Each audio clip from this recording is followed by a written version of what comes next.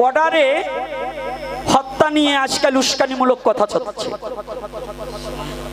এই সীমান্ত হত্যা, এগুলো কারা জানেন? আমি বলে দিচ্ছি। এই যে চিতলমারি, গত পরশুদিন একটা ছেলেকে অন্যায়ভাবে দোকান থেকে মারা হয়েছে। খুলনাতে কয়েকটা বাড়িতে, কয়েকটা দোকানে আগুন লাগিয়ে দেওয়া হয়েছে। এটা কোনো মিডিয়ায় আসেনি। যদি দেখতে চায়, যদি কোনো সেনা প্রধানও জানতে চায়, আমার কাছে আসুক, আমি নিয়ে নিয়ে গিয়ে ঘরে ঘরে দেখিয়ে দেব। যদি না পারি, নিজে নিজে ফাঁসি নিয়ে নেব,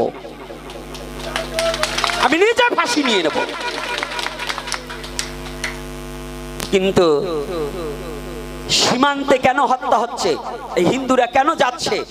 এদের যেতে দেশ ছাড়তে বাধ্য করছে এইরকম সার্জিসের মতো লোকরা, এই হিন্দুদের প্রতি দোষ চাপিয়ে দিয়ে তাদের ঘর ছাড়া বাড়ি ছাড়া করে বাধ্য করছে। এবং যখন সীমান্তে যায়, অবৈধভাবে গেলে তো তারা গুলি করতেই পারে।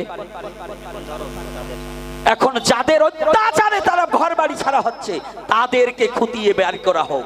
এটা সেনা প্রধানের কাছে আমার করজোরে বিনয় করে আবদার, যে কেন তারা বর্ডার সীমান্তে যাবে? এমনি এমনি যায়নি। মাতৃভূমিকে ত্যাগ করতে কেউ চায় না, ছাড়তে বাধ্য করা হচ্ছে। এগুলো যেন একটু সেনা প্রধান এবং প্রধান উপদেষ্টা যেন একটু খতিয়ে দেখে।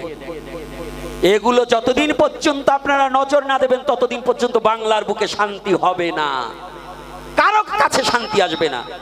এজন্য শান্তি যদি বাংলাদেশে আনতে হয়, সঠিক বিচারগুলো একটু দেখতে হয়।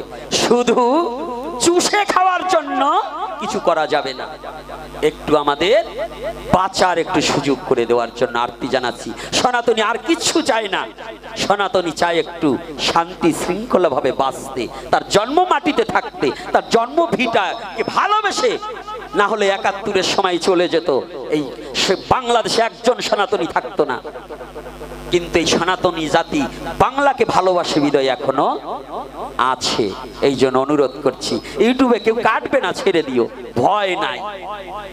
আমি মরার ভয়টা ছেড়ে দিয়েছি।